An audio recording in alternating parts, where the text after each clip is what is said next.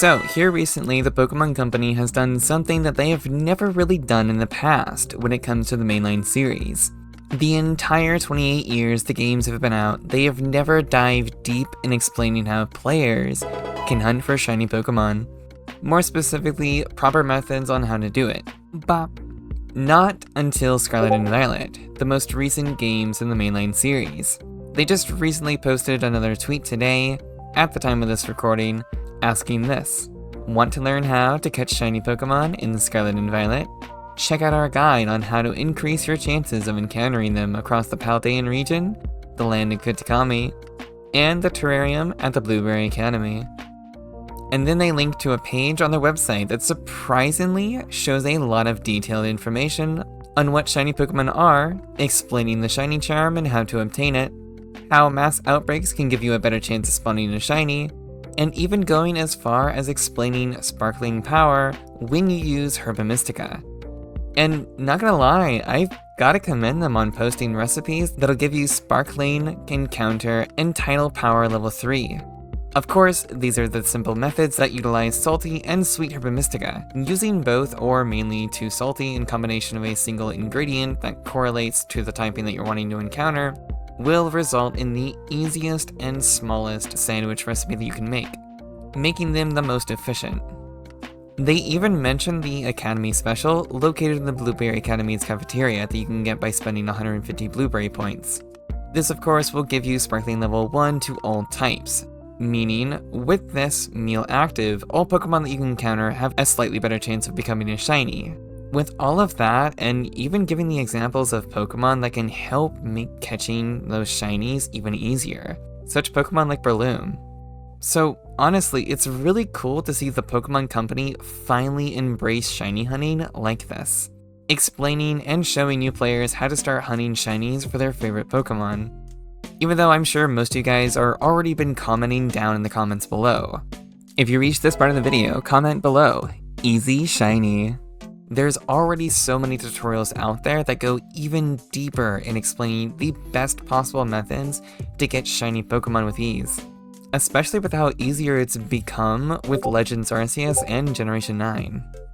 Of course, since the release of Scarlet and Violet, players have extensively been peeling back the games to know everything that's possible on just how easy it is to obtain shiny Pokemon, figuring out that there's actually several different ways of encountering a shiny. And this was all stuff that we pretty much figured out within the first few months back in 2022 and early 2023 of last year. So while I say that the info that they have provided is very basic in comparison to what active shiny hunters and what big Pokemon YouTubers have figured out on their own, I still have to give props to the Pokemon Company for even putting this together. So then that way those that don't follow or aren't very actively searching for this might actually start trying out to get their very first shinies. I will say, of course, with this, the Pokemon Company has seen their fair share of backlash among the community. Because in Generation 9, they locked many fixed encounters from ever getting their shiny forms, most of which are legendary Pokemon. I'd say the biggest disappointment is in the Indigo Disc DLC, where you can purchase snacks that allows you to encounter past legendaries from Mr. Snacksworth. Originally, when this was first announced, we thought that we'll easily be capable of finding shinies for all of these legendaries. However, of course, we did figure out later that they were all shiny locked.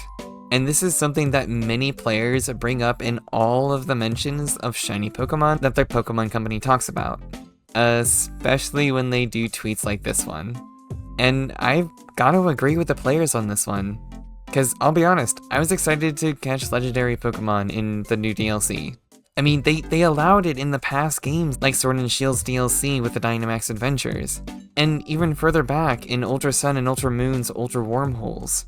So I do have to ask, why shiny lock them in the most recent games of Scarlet and Violet? Like, realistically, it makes zero sense, especially when you take the time in to post all of this info on how to catch shiny Pokemon. It just seems very odd to me. But that's pretty much it for this video. Pretty short one. I do want to mention, I really do appreciate the Pokemon Company is taking the time to help bring in new players to become shiny hunters themselves. However, at the same time, it is rather disheartening is that when it comes to legendaries, Scarlet and Violet have pretty much every legendary shiny locked. Hopefully they don't continue this with Legends ZA and even Generation 10. So, if you guys enjoyed this video, be sure to smash that like button, share the video, and if you're new and you enjoy the content, consider subscribing to the channel. I'm on the road to reach 10,000 subscribers by the end of this year, and with your help, I know I can reach it. My name is Leyland, and I make a ton of Pokemon content, especially shiny hunting. Big thanks to my lovely members who support the channel. You guys are absolutely amazing, and I hope you all have a wonderful day. I will see you in the next one.